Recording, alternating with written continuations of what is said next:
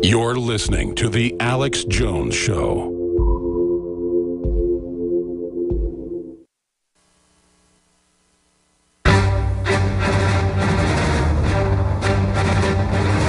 Big Brother, mainstream media, government cover-ups.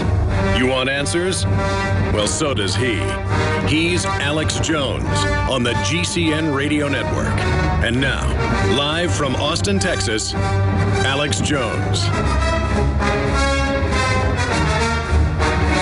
We're now into hour number 2. Alex Newman, investigative journalist for the New American Magazine, has really dug into what's in the Unitaire UN Small Arms Treaty. It goes into effect December 24th that Obama says will implement regardless of what Congress does. We're going to look at the executive power grab, the Trans-Pacific Partnership, and a lot more coming up, and open the phones up specifically on the UN gun treaty. And then Gerald Celente gives us an exclusive first look at his projections for the major trends of 2015. Gerald Celente, the trends forecaster, in the second hour. Right now, let's go back to some more of this clip from just earlier today with Jonathan Gruber. Let's just start this at the beginning because it's pretty powerful. Doesn't recall his statements. Here it is. Statements were inexcusable, insulting, but they do appear to be true. You're not here recanting today your statements with respect to the tax aspect of Obamacare, are you? I'm here today to say that any conjectures I made about political... This is not a conjecture, Mr. Gruber. I mean, conjecture is, I believe it may have been, someone may have been thinking, perhaps they were, perhaps it was. This is your straight-up statements. These are not conjecture. Is it your purpose today to recant Obamacare as a tax? It is my purpose today to come forward and elaborate and straighten out the interpretation of a series of comments that I made and to apologize. Excellent. Let's do that then. Let's clarify it. Mr. Gruber, you made these statements, did you not? If I don't recall exactly, but... You don't recall. Now, one of them we actually saw on video. Do you recall that one? Yeah. Right. Okay. Well, these statements, we'll enter them for the record, and I can't imagine how you don't recall your own statements because the American voter has seen them over and over again as you've called them stupid. Do you deny making these statements, Mr. Gruber, even though you don't recall them? Do you deny calling Obamacare a tax? If you're reading my actual quotes, then I don't deny it. I am reading your actual quotes. Then I don't deny it. Okay, so you're not here to recant it or to deny it? I'm here to explain that a number of those comments were made in a tone of expertise that I don't have when I was talking about political... Mr. Gruber, do you know what a tax is? I mean, you do have, expertise in economics. Do you know what a tax is? Yes. Okay. So you would not deny today that in these statements that you made that Obamacare is a tax, would you?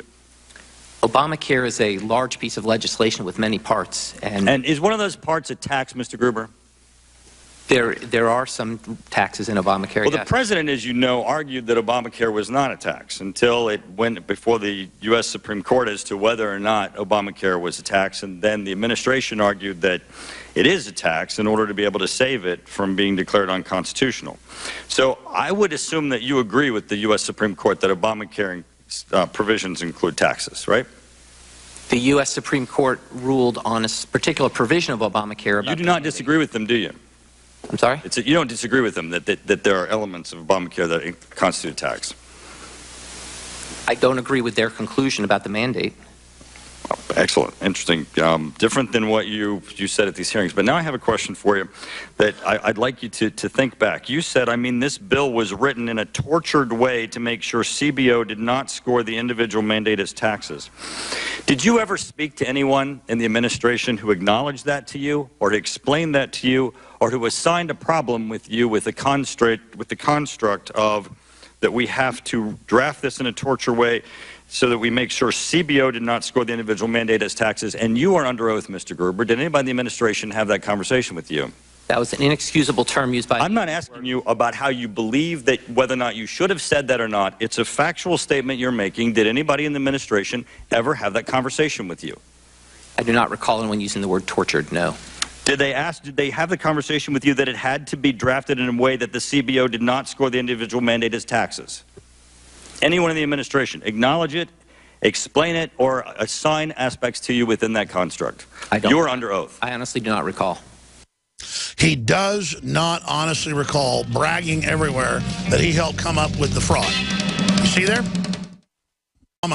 That's what Edward Bernays, who wrote the book Propaganda, the nephew of Sigmund Freud, who worked for the Department of War and had the name changed to the Department of Defense. He's the reason you eat bacon with eggs in the morning. He's the guy that convinced women that smoking cigarettes would be cool and rebel against their man. He's the guy that has affected our lives probably more than anybody else in modern history. And he talked about mixing politics with Hollywood and the stage back in the 20s and 30s, and they've done that successfully. And then Hollywood can sell the agenda that the family's bad, that strong men are bad, that freedom's bad, that defending yourself is bad. They can sell this anti-human agenda so that we just stand down and become slaves.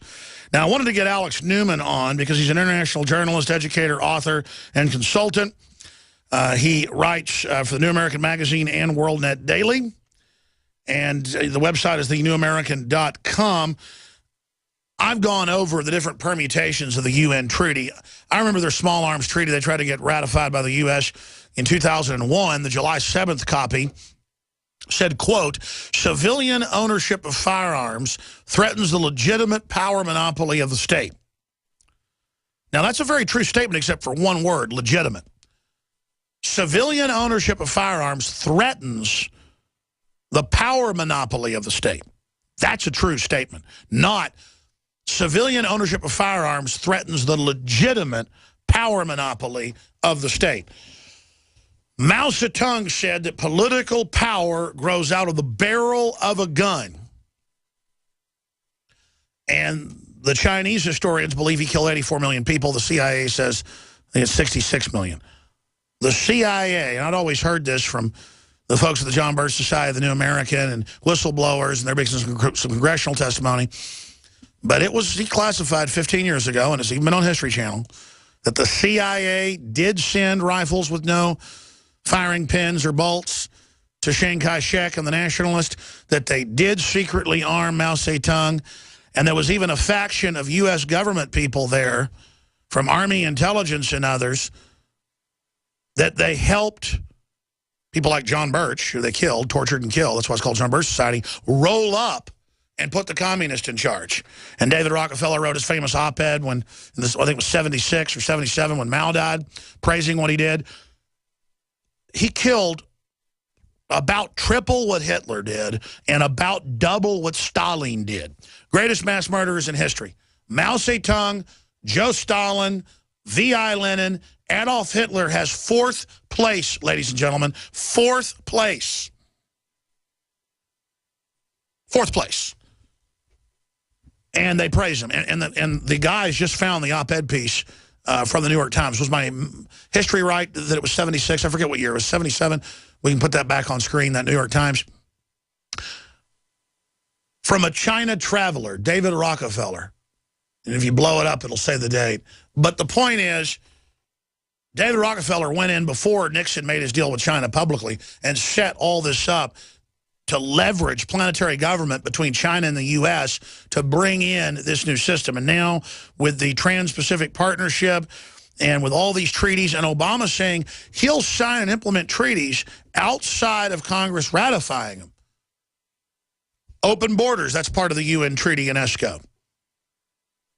The Trans-Texas Corridor is part of the North American Union integration by stealth plan. All of this is happening, and we see Obama trying to ban the importation of guns and ammo, citing UN policy and previous treaties. So joining us to discuss the attack on the Second Amendment is Alex Newman. Then at the bottom of the hour, specifically, a discussion of the UN. Now, I want to explain something. People always say, get us out of the UN, get rid of the UN. It's the problem. It is the problem. But robber barons in our country, in Europe, and in China, and in the UK created it. The Rockefellers gave the land in New York. They financed it, and more than 100 other globalist organizations to bring in this planetary corporate government where the ultra-rich are above the law. And I've read this quote twice today from Gary Allen, journalist Gary Allen, who wrote None Dare Call a Conspiracy.